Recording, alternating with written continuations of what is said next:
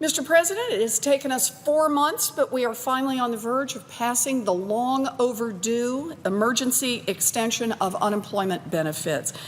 And so I come to the floor this afternoon to urge my colleagues to continue supporting America's working families by raising the minimum wage.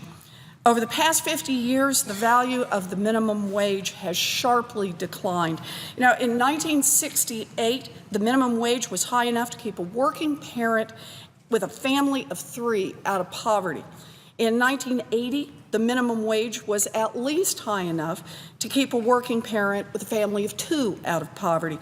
Today, the minimum wage isn't even high enough to keep a fully employed mother and a baby out of poverty. This is fundamentally wrong. Anyone who works full-time should not live in poverty. For nearly half a century, as we came out of the Great Depression, we lived by the basic principle that we all do better when we work together and build opportunities for everyone. For nearly half a century, as our country got richer, our workers got richer. And as our workers got richer, our country got richer. As the pie got bigger, we all got a little bit more. That's how it was, and that's how we built America's great middle class. But that's not how it works now for low-income workers. Dr. Aaron Dubay of the University of Massachusetts has explained that if the minimum wage had kept up with increases in productivity, it would be $22 an hour today. But it didn't keep up. So today, while corporate profits soar, millions of hardworking moms and dads are left behind, working full-time and still living in poverty. Democrats aren't proposing to increase the minimum wage to $22 an hour. Our proposal is much more modest, a raise to $10.10 an hour. Modest by comparison, that is.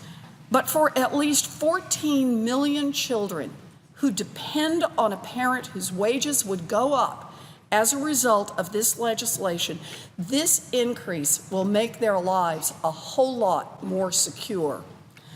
This bill is about the lives of minimum wage workers, but it is also about every taxpayer in America and about the corporate welfare that taxpayers are forced to dole out when these companies pay poverty-level wages. More than half of low-wage working families participate in government assistance programs for food, for health care, and for other expenses.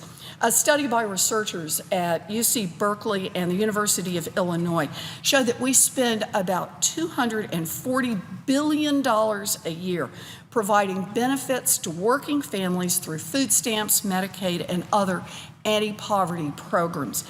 When big companies pay poverty-level wages and then count on the government to cover basic expenses for their employees, they get a boost from every American taxpayer who helps pick up the ticket for food stamps and Medicaid.